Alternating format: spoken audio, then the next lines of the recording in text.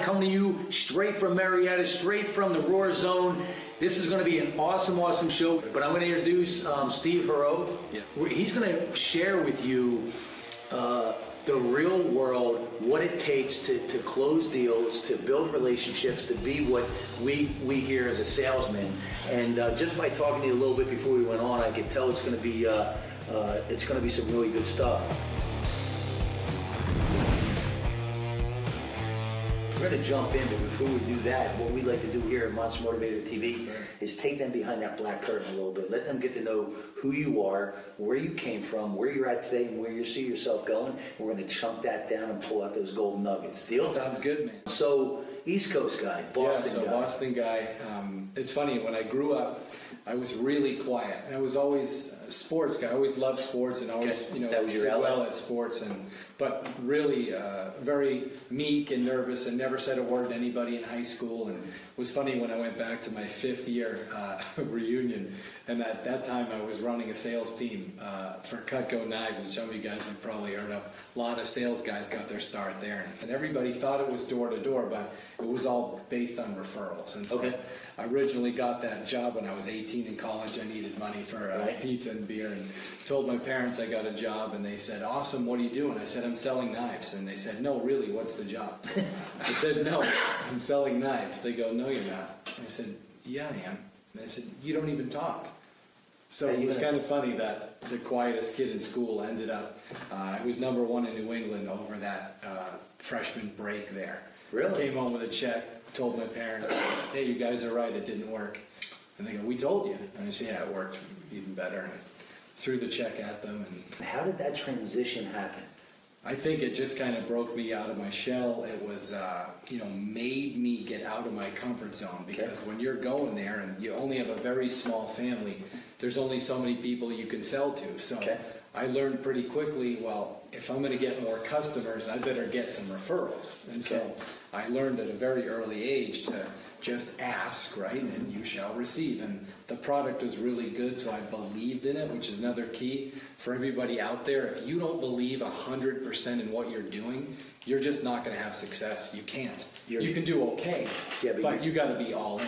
You know, when I started, I really believed in what I was doing and had good mentors, and it just kind of kept going and going and going. And as I would get more referrals and I'd make more money, I'm like, wait a second, this is a lot better than working in the cafeteria. Yes. And so I just developed my appointments, at night and on the weekends around school, and one thing led to another. That kind of got me started in sales, and throughout college kind of was with that company and started running businesses. Ran a business at 19 years old. Wow. Where I was training and coaching other people. And so the program they had there was really good for entrepreneurs back in the day, to run your own office at 19 or 20. So when I do my keynotes, I call it the Tommy story.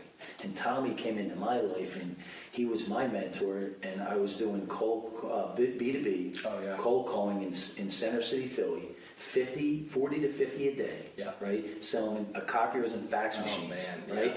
Yeah. And before that, I was just a laborer. I dropped out of high school, in the union, the laborer. And I call it the Tommy story. And Tommy just threw me to the wolves, right? Just left me there high and dry. Don't do it. Either sink or swim. Yeah. So bring us back to the first house that you went in by yourself without any mentor.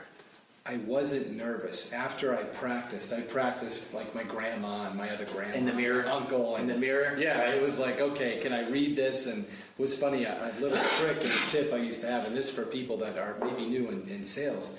We used to have this brochure, or like a manual that we would read, and I would literally ask to read it. I would ask my customers, say, "Hey, I'm kind of new at this. Do you mind if I use my notes?" And they, of course, say, "Oh, no, that's sure. They think it's cute, right?" And I would just read it. And kind of as you see Dave's book here, I'd have my notes right here set up behind my stuff. So they really couldn't see what I was reading, almost like a teleprompter. Yeah. And that got me really comfortable. And I learned what I was supposed to be saying. I practiced and practiced and practiced and internalized it. So I didn't have a reason to be nervous, because I knew what I was going to say. Okay. That's where I think can help a lot of people that are new in sales, right? Is just be prepared for what could come at you. And I knew what could they possibly say. I already knew all the pros and cons and good and bad and so on. So as I got more confidence, and that's really another big key to what we teach and what obviously you know what Dave is, you have to believe that you can do it. And once I saw some success and believed that I could do it, then everyone else believed it, my parents believed it, my friends. And again, this is coming from a guy who never said a word in high school, is now speaking. I remember speaking in front of 500 people at a conference about the names and uses of these knives. And I'm 19 years old and get to speak in front of all these people. And that's when I realized, like, man, I could really teach and affect people positively, just letting them know what I did to have success, because other people did that for me. How was that when you walked on stage with 500 people? I was a little nervous at that point, but once I got into the zone and started talking about what my knowledge base was. This was your world. This was me, and I knew it, like, again, back of my hand. So it came across well, and I've always enjoyed speaking in public from that moment, which is funny. Most people have that fear of, they're terrified. Holy crap, they're terrified.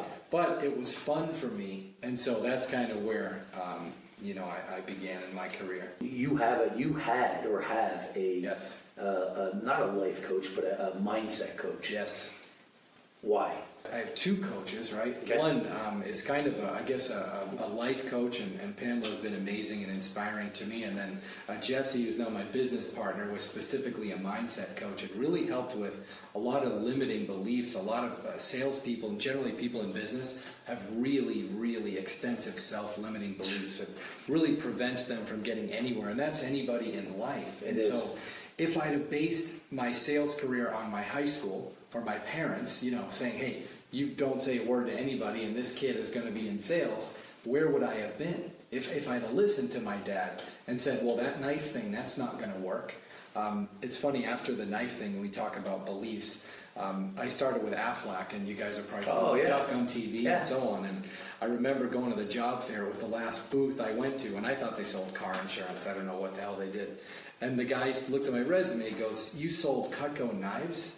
I go, "Yeah, And he goes, #1. And I eventually, believe it or not, became the #1 rep in college in the country my senior year. And it was funny because he saw that. He goes, if you did that, you can sell insurance. And I remember writing down my goals my very first time in the Aflac office, and I wrote down that I wanted to be #1. And this is 2003. And so in 2010, I ended up #1 in the entire company of Aflac in new accounts. And it was funny because I looked back and I found that blueprint for success, they called it back then. And I realized that all the things that I had written down, I had accomplished. Had house, had 2 houses, cars, income was good, hit #1 and so on. And I realized that, wow, if I actually believed that I could do something, I could probably do it. Yeah. And so that really is the key, guys, to any of you watching this, is you could be right now the worst salesperson in the world, you could be the best salesperson in the world, but I'm going to go with the guy or gal that thinks that he's the best salesperson in the world and believes that he can do it. Yes. And so I think that's just a crutch a lot of people use, and it really holds them back. Can I really do this? Can I become the best singer in my school? Can I become valedictorian? Can I make varsity quarterback as a sophomore? These types of things are what hold people back. And once you start believing in yourself and believe that you can do it, and you have people that help you do it, which is why I still have coaches to this day. Yes. There's no amount of money you could ever pay. There's no ROI you can give on a coach. It doesn't happen, because it can change your life very quickly once they start showing you what you can do, and you start seeing what you can do and you believe it. Man, your life will go in an entirely different direction. I can't agree any more than that, because my message always maps. I talk about fear barriers, talk about leadership, talk about entrepreneurship, and now really getting into the overall wellness world. And I believe you're, like you do, our body's our vehicle to get us through this lifetime. The better we take care of it, the smoother the ride. But everything maps to the epicenter, which is your self-image, right? I believe you can build it up, you can tear it down, but you cannot outperform it. Well, it's funny you mentioned that. Sorry to interrupt, but I think of something one of my mentors taught me was, If you had one car to drive, you only get one right now for the rest of your life. It's only one car. Would you do the oil changes? Would you wash it? Love it. Would you take care of it? Well, you get one mind, right? But people don't protect their mind like they protect their car. You do anything, you park this thing 10 miles away so you wouldn't get scratches on it. But people let anything into their mind. They watch all this crap on TV and politics and all these, listen to their negative friends and so on. They let everything into their one mind they should be protecting, right? Again, to the ends of time. But if you look at it like that and you treat your mind like you would treat that vehicle, you know, how much care would you give it? Would you invest in it? Would you make sure that you gave it the best? And so that's something that just triggered that I thought of. What you just said is, it's golden for your body as well, right? Because we get one body, right? So one shot. And then how many people just abuse that? But when we go back to the mind, that's an awesome question that you asked. And here would be my quick response to that. I believe a lot of times it maps to people don't truly understand what their mind is, how it's broken down, and how powerful it is. Because I was taught a long time ago, one of my mentors, that we break it down into three sections: conscious, subconscious, and your body. So your thoughts create your feelings create your actions create your results, right? So I think when people can truly understand that your mind is not your brain, right? Like he told me to, we can go up to Rutgers University, I think it's, and Einstein's brain is in a jar. Wow. It's a piece of gray matter, right? It doesn't work without everything else, but your mind is omnipresent. It's in every cell of our body. Absolutely. And I think that's where the big disconnect is. People don't truly understand what our mind is, what it's capable of, and how it's really constructed. I don't know what you think of that. Well, I think once people realize what it can do and they get taught just a couple of things that can just change the way that they think, and they could spend a half an hour, meditate, use a coach, somebody that knows, again, how the mind works. What happens is why there's so many people that don't understand their own mind is because they're watching TV.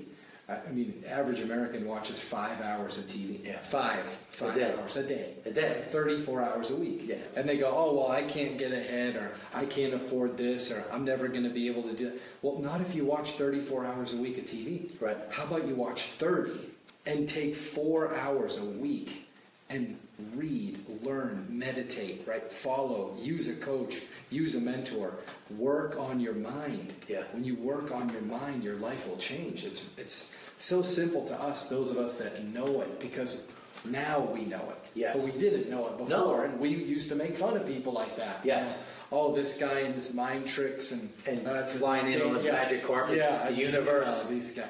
But now you understand these master motivators and what they do for people and how they change people's lives. I used to think, again, psychology, psychiatry, right?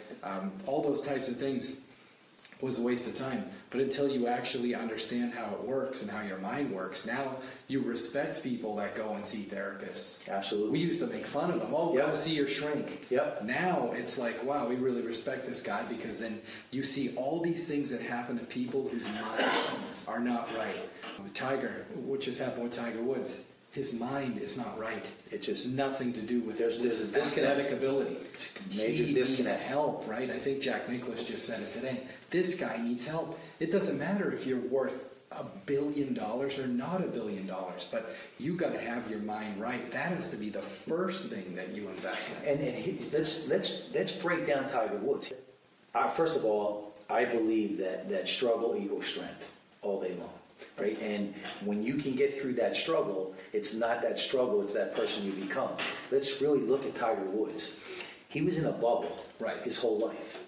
He never had that struggle. Correct. Right? So now when his dad passes away and he has all this money, all this fame, everything poured on him, he was still a little boy in a man's body. His parents thought they did the right thing. Right. And here's how I'm going to share this.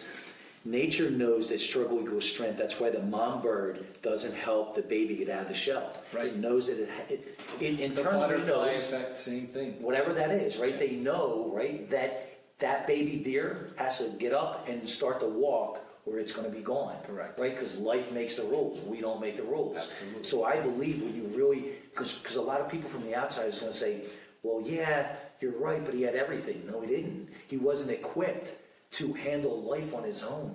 All of those people that, you know, get coddled or have the proverbial No silver struggle. spoon in their mouth, right?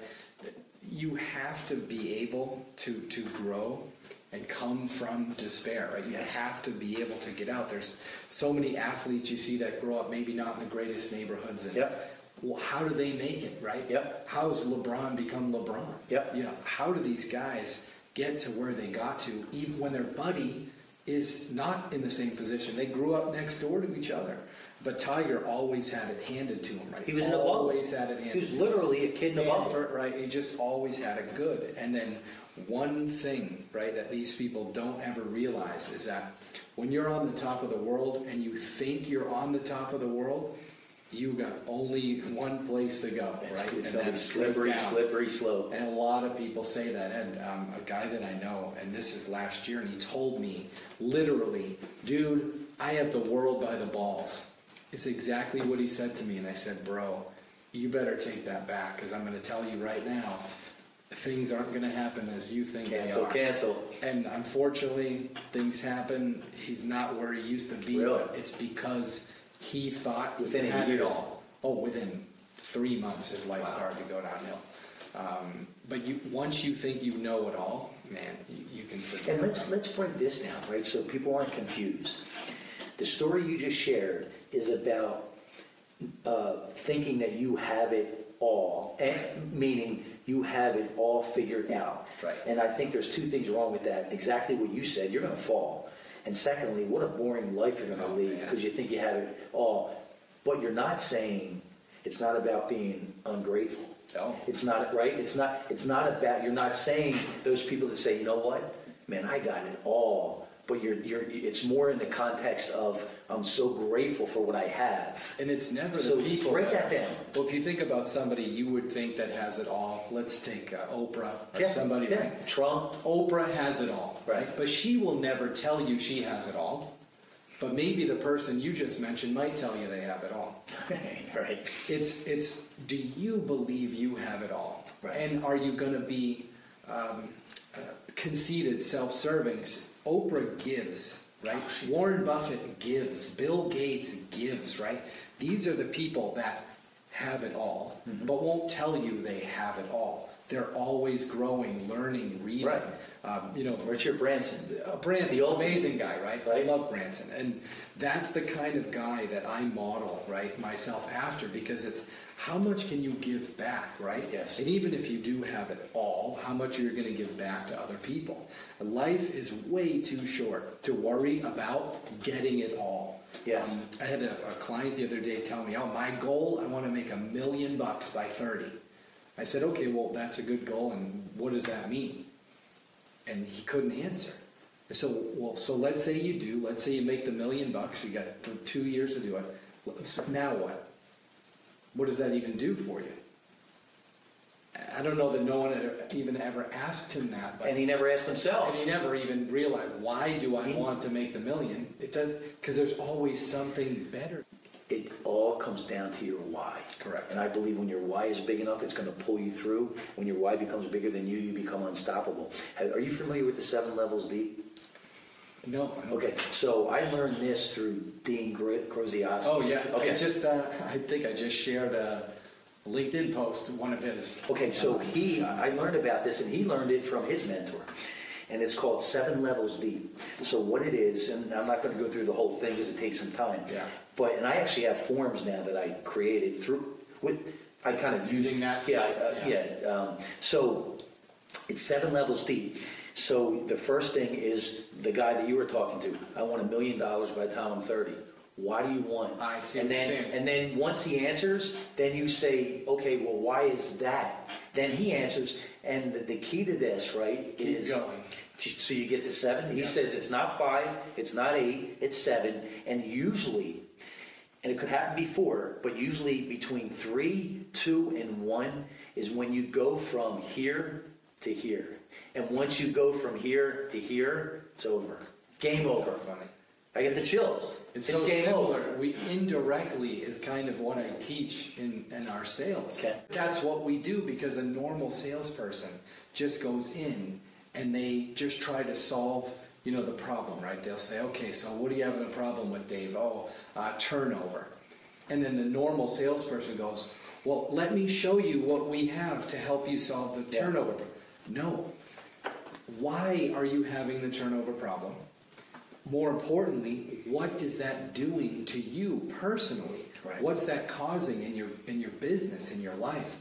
Well, the reason we have turnover is because, right, we don't have the right hiring manager. Okay, Why great. don't you have the- Why don't you have the right hiring It's manager? 7 levels deep. Well, the owner doesn't let. Well, why doesn't the owner let you do that? Well, because I did this. Well, why did you do that? Because I wasn't.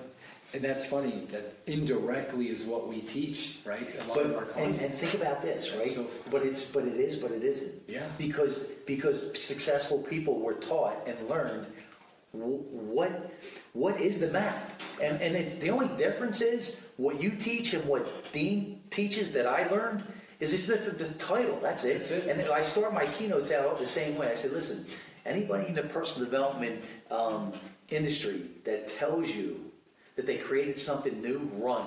Don't look back. This all goes back to antiquity, right? And think about this. It's the same thing, just a different flavor. Yep, delivered differently. It's another thing that I love when we work with our clients, and especially with their salespeople. And we'll sit down and talk to their salespeople individually, right?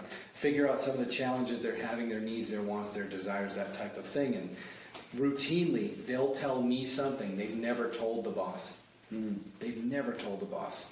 And so it's a lot of time, it's a good cop, bad cop. Yeah. So if they're telling me a challenge they're having in sales, and I can kind of help them in that particular area, and I deliver a message to them or something that'll help them, the boss might say, well, I told them to do that. I just told them to do that 2 weeks ago. But it's the same message delivered by somebody different. Right. Which again, people that are married or your parents or whatever, and they say, well, oh my God, Dave just told me this thing, honey, and I never knew this before. And then your wife goes, yeah, no, I've told you that like 8 times. I just told you yesterday. Right? Right? But that's what happens. Sometimes you've got to hear the message delivered from a different flavor, a different way. But here's the other power that you just shared, is now teaching that boss that either it's going to be him or her, or somebody that they're going to put in place that's going to take the place of you. Correct. So now there's not that hiccup in communication. Right. That's a big. I mean, is that a big it's a what you do? Challenge, right? Yeah. And take somebody that's a boss. Let's say they run a plumbing company. They might have been really good at doing the jobs, right? Yeah. They're master level plumber. Yep. But they're not master level motivator, master level teacher, people level skills. coach, right? They Right. don't know really how to interact maybe with their own staff. And so they'll use people like Jesse and I to help them, again, coach their salespeople in the right way. I love that, man. They don't have to do it. It's a Steve Jobs thing, Yeah. right? He said, we don't hire smart people and then tell them what to do. We hire smart people so they can tell us what to do. That's the whole point. That's the whole point of using coaches, is hire people that are experts at something that you're not, so your business grows. See, I love that, and I want to go deeper on that, because I believe that that's a huge issue and problem, especially with small businesses. And I'm sure you've probably seen it with bigger businesses. I'm a big believer, and I've done it myself in business, where identify your weaknesses, enhance those so you can double down, triple down, quadruple down on your strengths. And that's I think the big part, right? So I think that's where it's a huge. And as small businesses think, I can't afford it, or I need to know it all, right? And I need to do it all, and they don't realize that when they say they can't afford it, they're spending more money and wasting more money on time and struggle. Along the lines of especially, accentuating your strengths. If you think about, Brady, right? Brady's good at throwing a football. But Belichick doesn't say to Brady, hey, Tom, why don't you run a couple routes, the next game? Like, no. Yeah. You're really good at throwing a football. Why don't we just get even better at that? Yes. Hence, Tom Brady having coaches. and he had literally his best statistical year throwing downfield because he went back to basics, relearning his mechanics and his mindset and all those things. And so it's funny that in a small business, you really want to focus on the things that you're really good at, do those. Then you can hire other people that are good at the things you're not good at, so you can have your business grow. That's the key. That's the key to these small businesses, because there might be somebody that's really, really good at designing clothes, right? Mm-hmm. And he or she is an amazing designer. They've got everything down. They're creative, they're so artists. Good. Yeah. It looks like it's worth $1 million, but they can't get out and sell it. They don't know how to go out, market it, build their brand or market. Yes. Then you have a lot of real estate agents who work with real estate agents, and a lot of real estate agents say, I need more listings, I need more open houses. Really, you need to get better at selling the houses. You need to get better at the ones that you have. And so when you sell every listing, within a week, you don't need 50 more leads. And not only that, they're going to come to you. Of course, they're going to create that word of mouth. Business. That's how we've always built businesses. Yeah. A lot of people think, let me spend more on marketing, let me spend more on Yelp, let me spend more on Zillow, all these things, right? You can spend a third of that on getting really good at your craft, get really good at selling. You can be the best person at open houses. You can be the best person at caravans. You can be the best person at networking groups. Just get really good at that. Once you build your business and you get it to where it's referral based, 95+%, the money that you're spending on advertising, you redirect that, one, into your own personal growth, but two, into your existing customers. That's the last thing we'll talk about in terms of how you can grow a small business. Most small businesses want to get more customers. Let's more advertising. You need to spend most of that budget on your existing customers. Love that. 7 times, right? And people do the reverse. And they do the reverse, right? They'll have an ad budget of $100,000 and a client appreciation budget of $10,000. It's got to be the other way. Spend $100,000 on your existing clients. Take them out to ball games, send them to dinner, right? Do nice things for them. But they don't do that. You really want to spend the majority of your marketing dollars on your own personal growth and on your existing clients. And that's when you'll have a business that sustains itself. And I think the other thing too, since we're talking about real estate agents, is surrounding yourself with the right people. So you have the right mortgage company, if you have the right, all those that. Power partners. All that, power partners. That's a great, I love that. I love that verbiage.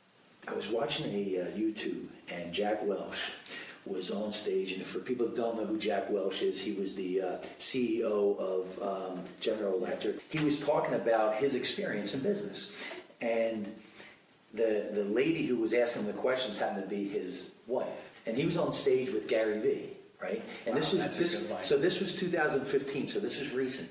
So they're on stage, and she says, Jack, what was the biggest mistake you ever made in business? Now, when he left GE, right, he retired. I forget what it was just, he broke records. Correct. It just broke records, right? And at the time when he was really on his game, he had another business where he had partners, and they would evaluate businesses, either buy them, sell them, flip them, or buy them and build them and carry them. Absolutely. So she said, what's the biggest mistake you ever made in business? And Steve, he didn't even blink an eye. I mean, like this, he goes, we didn't give enough credit to the culture of the businesses that we were auditing. She goes, what do you mean? He says, if I could do it all over again, he said, we would put the P&L, we would put everything, all the numbers that mean everything, right? That mean everything. Second, and he said, every time that we didn't address the culture, it came back and bit us. And then I'm talking about a guy that's at a level of levels, right? 450,000 employees, and he said, culture is everything. It is number one, and it's funny because this just happened last week.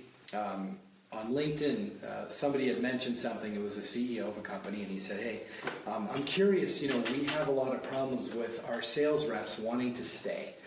We hire them out of college. They just kind of feel like this is a stepping stone, and then they just take off. And we've got this constant cycle. And I just wanted to write back and give my 2 cents. I wasn't trying to get a deal or anything like that. I just wanted to tell them, people leave because they know you don't care. That's it. That's all it is. And we talked a little bit more over messaging, and when people come into a new organization and they just get handed their playbook or their syllabus or their guidelines, and it's just go do this, go make 100 calls, and okay, great. And they know that they're just a number, they're going to leave. That's why you have these companies like Apple and Google and all these companies in Southwest and Virgin where people never leave because they know that they're cared about. Look at Richard Branson and his company and his focus, ultimate focus on culture. Look at Costco, their focus on culture. So it's important to understand that has to come number one. And most people, especially in sales, and you think about if any of you guys have been to sales meetings out there, and you know what it's like to go into the sales meetings, people don't want to go in because it's just numbers. What did you do for me today? How many calls did you make? What's the numbers? What's your pipeline? What's this? Yep. Nothing about, hey man, how was your weekend? The boss doesn't even know that maybe the person's dog just passed away. I had a friend whose dog just died, and I was wondering why he was so upset. And if I didn't ask, I would have never known, but I said, hey bro, something's, are you okay? Then he told me. You can do that in a business environment, but most people don't. They just want to know the numbers. What are the numbers? And that's why people leave. And it takes me back to right after, when I was with Cutco, after there, I worked for an insurance company, and I remember at 7:30 every single day, I had to be in the boardroom. I had to memorize all the stuff from yesterday. I had to get my numbers, how many people I talked to, how many hours I was on the phone, how many pitches, how many appointments, all every day at 7:30. And I would literally sit in my car, and I would watch the clock. I would time it so I'd get out at like 7:29:36. Wow. So I'd barely walk in at 7:30. Sometimes at 7:29, I'd hope maybe the fire alarm will go off or something will happen where I don't have to go into work today. And I literally took that for less than a month, and I said, this is not an environment for me. There's no money. There's nothing that would make me stay here because all they care about is numbers. I'm just a number. Yeah. So when you start caring about your people, and for those of you guys that run offices, that have employees, care about your people, honestly, genuinely find out what makes them tick and make it an environment where they can grow and they want to be there. And that's the way that you get to the levels you want to be at. There's a supplement company out there, and I've been following the CEO on social media for about a year now. His name's Andy Frisella, and he owns First Form, and it's a sports nutrition company, and it's their own brand, and he also has brick and mortars out in Missouri. And they are now, 2016, I think they said combined they were over $100 million business, right? And coming into 2017, he was talking about it looks like they're on track to double that. Someone said you got to listen to his podcast. I said okay, because you'd really connect with him. I go okay. He says I go what's the name of it? He goes MFCEO Project. Oh okay. You know what that stands for? The motherfucking CEO. That's it. I gotta find this guy, right? So him and Gary are pretty tight. Gary's been on his podcast. I can imagine. So over $100 million business, and they're on track to double that in 2017. So a month and a half ago, I ordered a product, a $20 product. And and in a piece of apparel, not even a supplement, never ordered from before. Me and Annie have only connected on instant message. He doesn't know me from Adam, right, on Facebook. Yeah. I sent him my book, right? But that's it. He doesn't know me from Adam, right? I order a $20 product. I get the product. I open the box. I get the invoice. At the bottom of the invoice, handwritten, it says, Dave, thanks so much for your support. Hope all is well. Brandon. That's his, it must be his manager. Yeah. Dude, so I took a picture of it, Facebooked it. I get the chills. Facebooked it, Instagrammed it, took a picture and instant messaged Andy, right, and said beyond impressed. Like, beyond, like, you're talking a $150, $200 million company to a $20 product, and his guy hand writes, and my name was there, so it's not like, how cool is that? Oh, it's that unbelievable. I remember getting a similar, not a handwritten note from the CEO of Aflac when I was in the top 10, and I was like, wow, this guy like wrote me a personal note. How did that feel? Oh, it's amazing. Like, you feel special and part of something, which is a big, part of a bigger thing, right? That you're more than just a number. You're more than just a $20. And you're needed. You're wanted, and you're valued, right? You're needed. And so I think a big part of that is really important to understand is when you're using thank you notes in sales, right? Some people say, oh, I want to use an electronic version, right? Yeah. No, you hand write the note. It takes you 50 seconds to write a personal thank you note to a customer or a client. Yeah. And this guy's a $100 million company.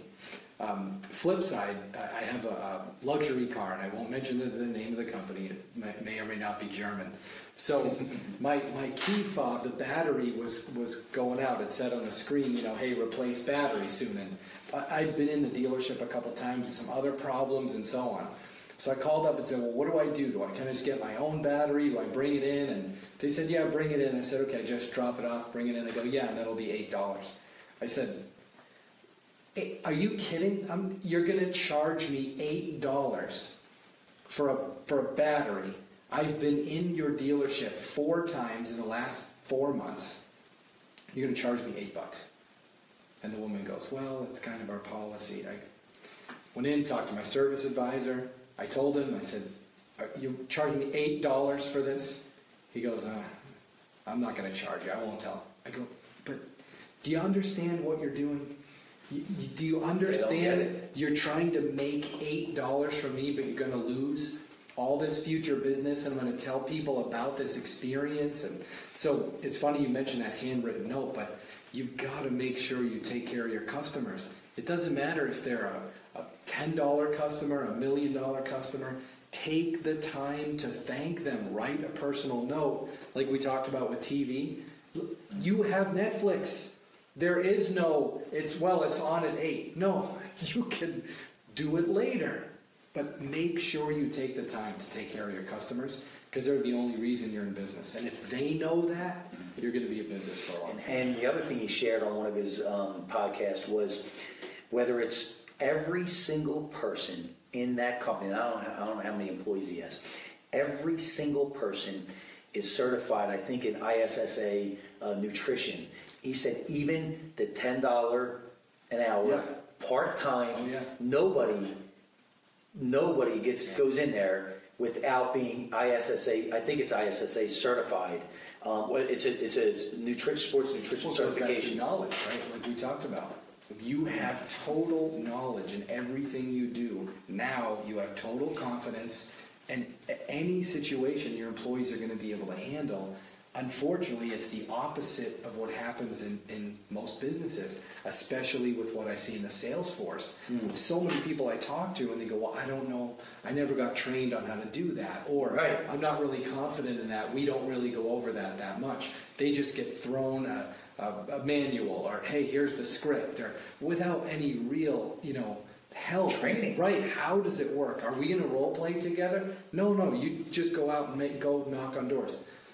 It still happens today, believe it or not, much more than you would think. And so that's really where we see a gap in these companies that, 4% of businesses are still around after 10 years, right? 4%. It just means they're open. It doesn't mean that they're thriving after they're profitable, that they're... It just means their doors are open. Right. So what are those people doing, right, that the other 96% aren't doing?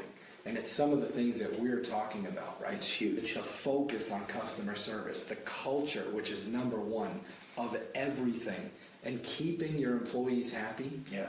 It's not about money. If it were about money, no one would be working the job they're working because they would go work at the other place that pays more. Or they'd start their own. Correct. Yeah. There's so much more involved than just money. Yeah. Once these, business owners understand that, and it's the care, the love, the concern for their well-being, and that they have a place they can go to, and they're going to be there for a long time, but they know that you care, it matters. It's the handwritten note that you got, right? Oh. How that made you feel. Everything. And how you were that right after that as an employee. Right. You were Now probably productivity. you were a different level. Oh yeah. Right? You were just a different level. That's what happens. So it's one little tweak, right? One little thing, right? Yep. But here's the punchline I think that everyone has to not miss, and it's a non-negotiable. It has to be genuine. Of course. That's But everything. even though we say of course, right? I think We think of course. They So don't how think of important course. is that? So one of the things that we teach and we coach on is talking about building engagement and trust in sales. And the old school ABC, we all know ABC, right? Yep. We all know that. The old school way was I build rapport for 10 minutes, and it's fake rapport. Oh, hey, nice fish, Dave. You got a wall there. Do you fish, right? Yeah. Then you go into identifying needs, which is another very small part. Then most of your sales pitch is you talking. That's not being genuine. That's you just trying to sell them. Then the last part, 30%, is closing, right? What we teach and coach our clients on is you spend 80% plus of your time building trust and engaging with your customer, actually taking the time, genuinely care about what they're doing and where they're from. And I think about one client who's an insurance agent, very well decorated, hero, veteran. I saw his medals on the wall and these oars, all kinds of cool stuff. And I just said, hey bro, tell me about this. This is just unbelievable. And my uncle's military and grandfather and so on, so I really have a lot of respect for those guys. We spoke for 60 minutes and he spoke for 55 minutes. Yep. And it's funny because his nickname's Grandpa Storyteller. That guy's 30 years old. But I was just enthralled. He was just taking me there and, 125 degrees, telling me all these things. And I was just on the edge of my seat. And at the end, and this was supposed to be my sales pitch. Right. And at the end, he just said, well, when are we going to work together? There was no close, there was no pitch, there was no nothing, because it was genuine interest and genuinely cared about what he was saying. And that's what 95% of salespeople lack. If Dave's talking to me and I'm just going, yeah, okay, yeah, that's good. No, I'm listening. Yeah, I'm listening. He knows I'm not engaged. He knows I'm not paying attention. It's insulting. It's horrible. You might as well just turn your back. But a lot of people do that. This is how kids grow up today. If I did that at dinner with my dad, he would punch me in the face. Right. I wouldn't have done it again. Right. Even in a sales presentation, they're worried about their next sale, or I got to hit my quota. What if I don't make this sale and I got rent due? They're not engaged with this person, and the prospect can tell that. You guys know when you're being sold to. How does it make you feel? You're just so horrible. You can't run fast enough. Oh my God. You can't run fast enough. And it still happens today. Resume, right, is a dinosaur. Companies are looking at your social media. They're looking at who you are. Right. So in essence, they're looking at your brand. Right. So I'm a big believer that we all have a brand. Yes. It's whether or not we're conscious enough and have enough work ethic to build that brand, or just sit back and let it go. What have you seen now in this evolution? So I think, the Gary Vee side of things with the college isn't always necessarily the right thing. I do believe in that. I don't believe that just because you have a degree on your resume that you're going to get hired, or you went to this school or that academy. It's funny you mention this, because yesterday I watched or was listening to a podcast about how people hire today in the most effective companies, and they hire on attitude first and resume second. they really want to make sure that that person is going to fit in, once again, to the culture of the business, right? Do they have the attitude of, I'm here to help and give as much as I can, or I want to take. Am I a taker? I'm a taker. And can I just put this as another, notch on my belt, right? Another part to my resume. And I think that even when I was hiring back in the day, we used to hire a lot of people. And people would come in with their resume. They'd hand it right. I go, we don't need to look at that. Let's just talk for a little bit. Yeah. And do you have a genuine connection with the person? Especially if you're hiring somebody that's going to represent you. Your name, your face, your brand. You better make sure that this person is legit. Yeah. The only way to do that is to get to know them personally. When I hired my assistant with Aflac, and she was with me for 7 years, I met her on Craigslist, and when I hired her, she had been with one guy, personal assistant, for 10 years, another guy for 8 years, and he had just retired, and so she's a ride or die. This is when can you start type of thing, versus, well, I have all these skills and I graduated magna cum laude, and all. It's really about making sure you have that genuine connection with the person. That's why I think resumes are so, antiquated, I think, today. I think once you, make that connection and somebody goes out of their way, I think, too, as well. I'm having conversations with friends that are looking for new careers. So do something different. Send them something in the mail, right? Send them a funny, email. Do something different than just show up with a resume. Find out from LinkedIn, what do they like, right? Send them an autographed baseball from the Sox or whatever, something they like. Do something different so you can get your name out there and they'll remember you. When you're talking about the resumes, right, and the guy that was there for a month, and when you look at resumes, it's kind of like looking at the front of the label, right? And I used to say this when I had my sports nutrition store. I'd say, don't look at the front, it's going to tell you it's going to take you to the moon. Oh, right. Go to the back, right? Does that connect with what your goals are, what you want to do? Oh, yeah. So in essence, that's what you're saying is, hold that front label, let me go in the back, and let me see who you are.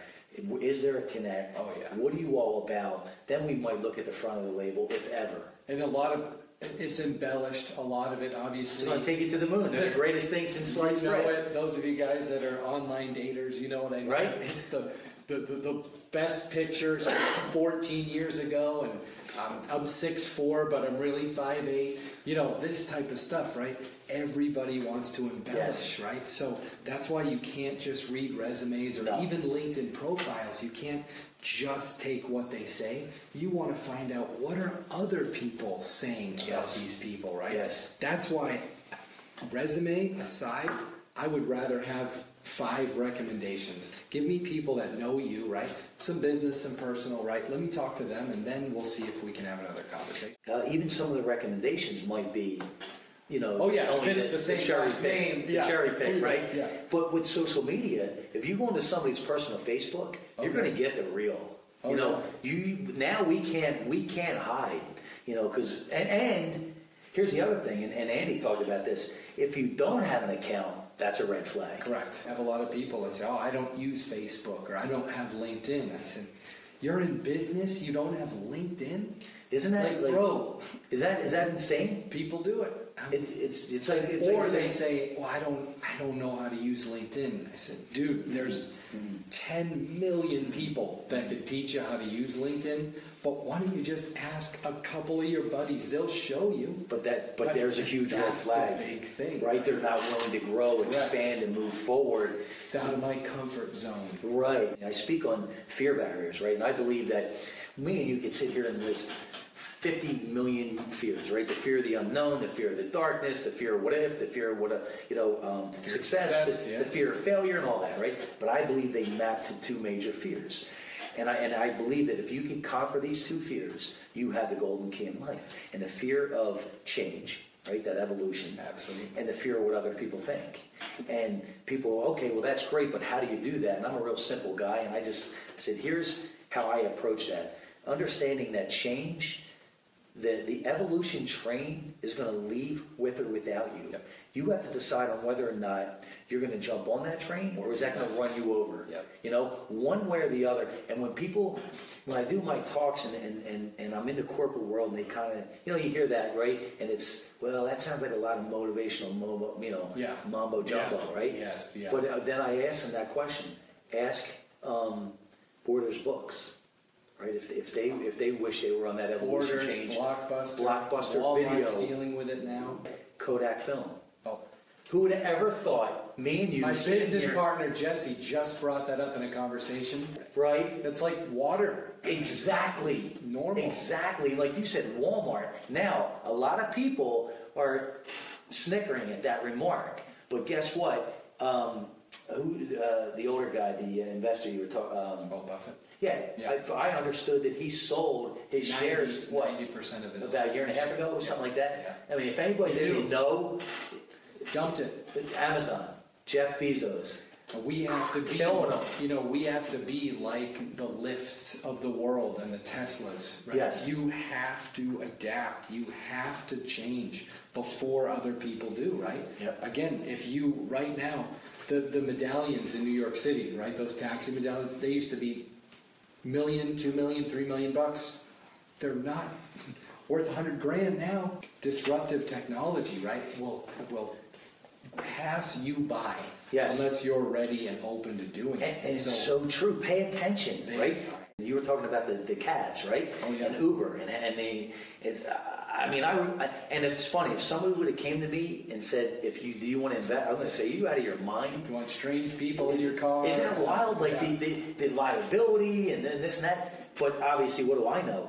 But then Those strange people in your house with Airbnb. I was just going to go there. So now let's take a look at Marriott's. Let's take a look at Hilton's. Are they, or the casinos, Oh, yeah. right? How much of a hit are they going to take if they don't start to adapt? So it doesn't matter how big you are, how long you've been around, we're all vulnerable to evolution. Big time.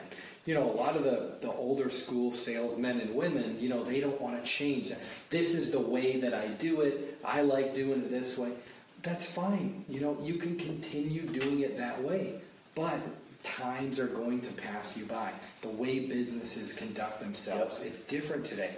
They know more about you than you know about you. Yeah. Before you even show up to that sales meeting, they've already checked you out. They know everything about your company, your service, your product.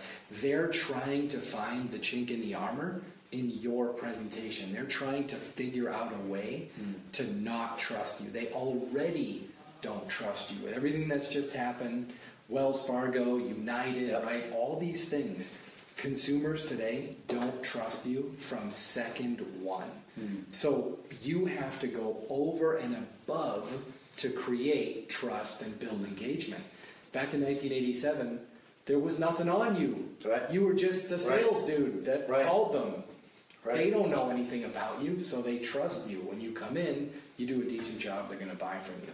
Now, you really have to go over and above and make sure that you build engagement. And it's interesting, you talked about United, right?